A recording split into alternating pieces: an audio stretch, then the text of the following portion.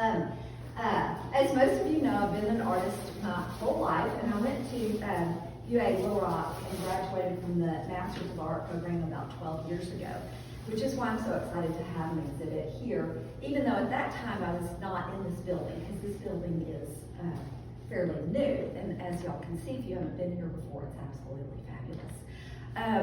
So I've been making art my whole life, and I do, for those of you who know me, you know that I can't really leave well enough alone. So I have tried just to paint pretty landscapes or nice figures or lovely scenes that would look really nice in your homes. But no, I have to go complicate things.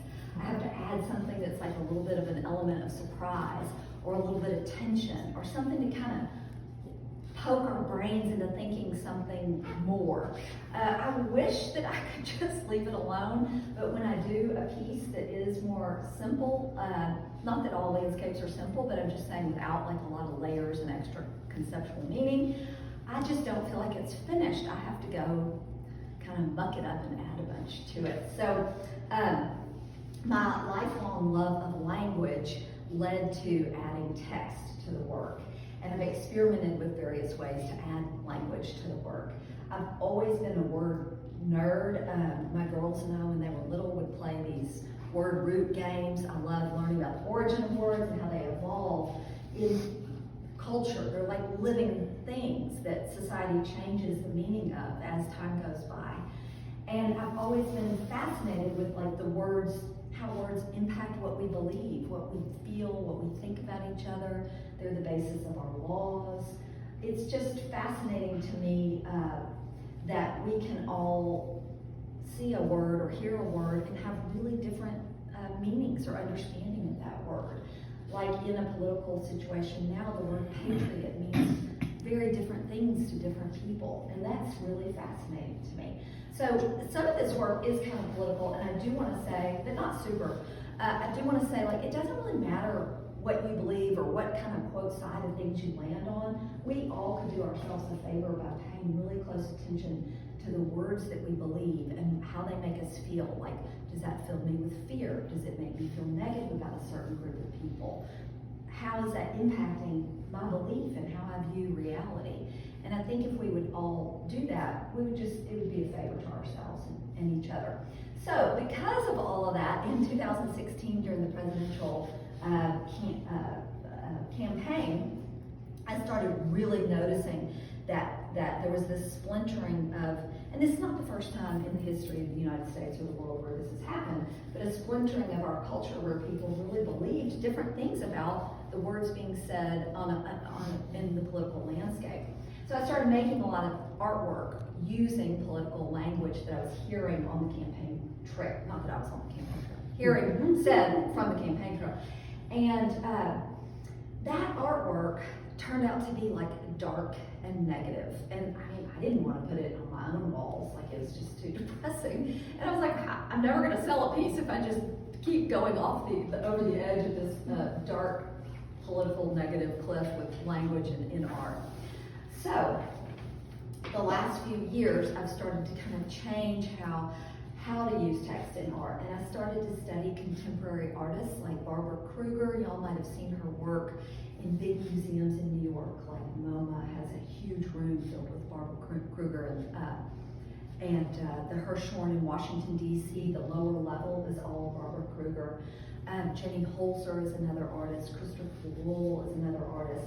And what I realized is, especially with Barbara Kruger, her work is definitely political, but it's not angry. It doesn't beat you over the head and try to tell you what to think.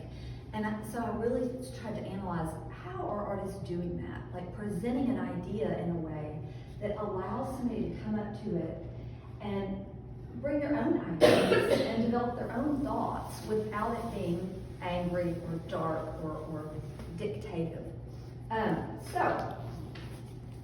Let's see. So when I started to really pay attention to how other artists do that, I started to realize that there was a subtlety and importance on the material use.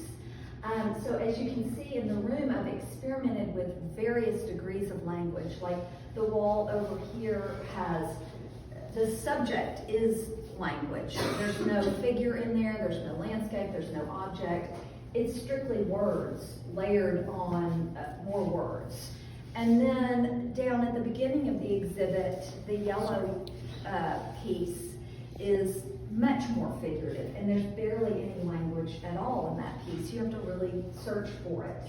But once you find it, it can kind of change how you initially perceived the plant in question. And this is also Catherine. Yeah. Catherine dressed up for some events at work, and she was dressed as a man in one and herself as a woman in one. And so I just... So they're both Catherine? They're both Catherine, yeah. And I'll see if anybody finds the language in that piece. The words are really harder to find in that piece, but there are a couple of labels in there. And we all have different feelings about these labels we put on each other. Some people, it stirs up different emotions in all of us. And my question is to ask ourselves, why? Why is that? Why does that bother me when this person chooses this label? I don't want to say too much because I don't want to give away what's on that piece in case you are interested in finding it for yourselves. So one big struggle I have, and this does show the range of how much text to put or how little text to put. What should the focus be? And really, what is the balance? So this gets a little bit mathematical, but I think about the ratio between the subject matter and the language. So on these pieces right behind me, I would say that the subject is roughly 75%, and the language is roughly 25%. But for a while, I was doing these figure pieces with strong words, and it was like a 50-50 ratio, and they were just fighting with each other, the words and the figure, rather than supporting each other.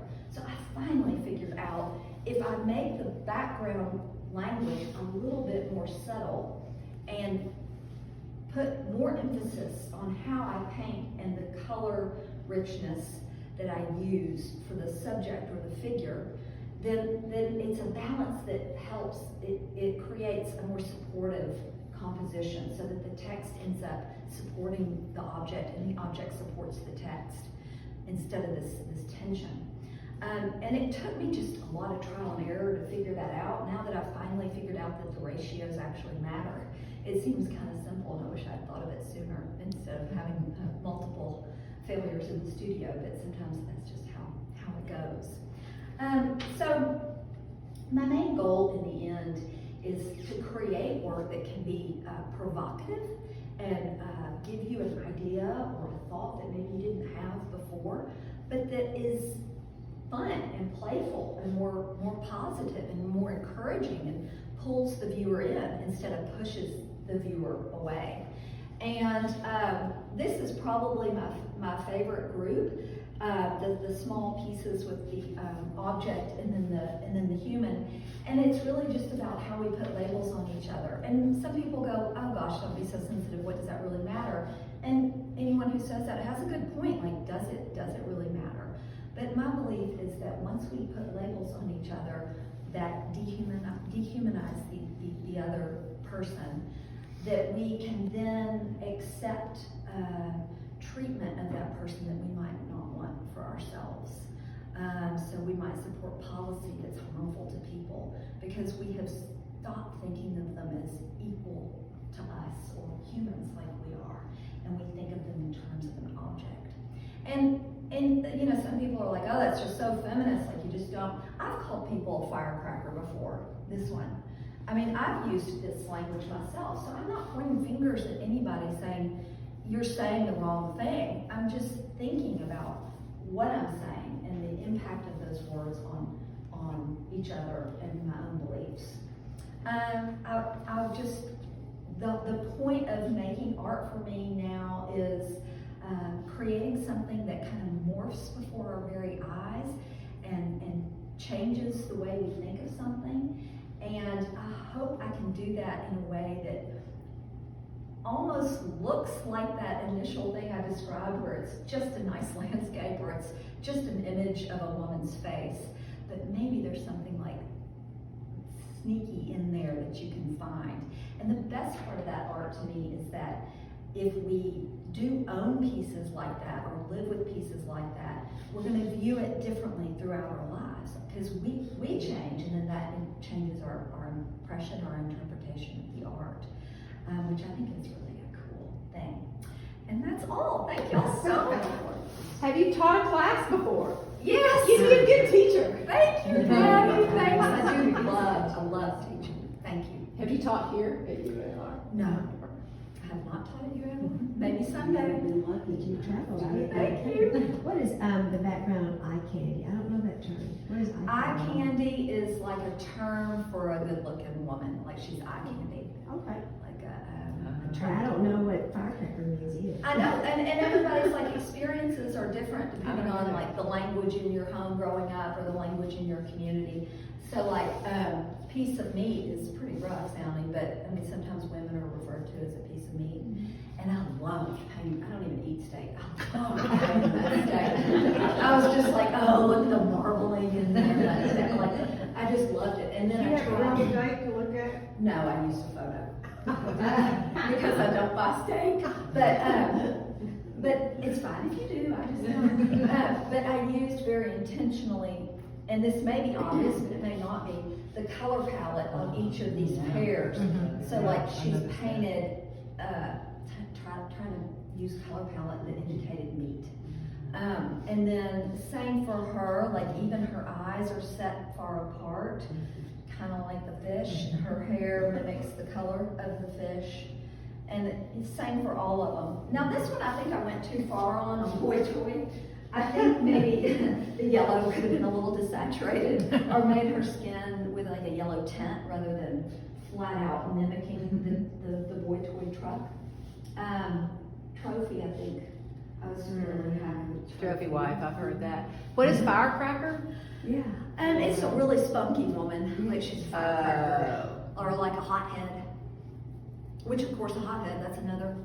I mean, I'm doing it. I like it's really hard to stop. I heard a podcast recently talking about owners of large corporations who they'll say we have 300 heads in Indianapolis, and we have 300 heads at our factory in Chicago.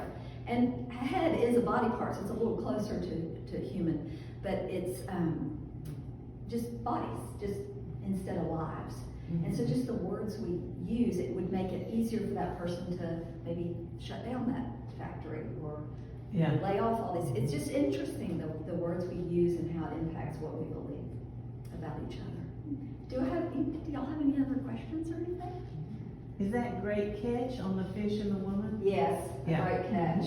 I mean, I've said a great catch. I mean, these are, they're not necessarily bad. Right. There's one that's part of the Small Works on Paper exhibit right now that's with the Arkansas Arts Council, and that tours, it's at the Mosaic Templars for a few more weeks, and then it tours the state and through different museums.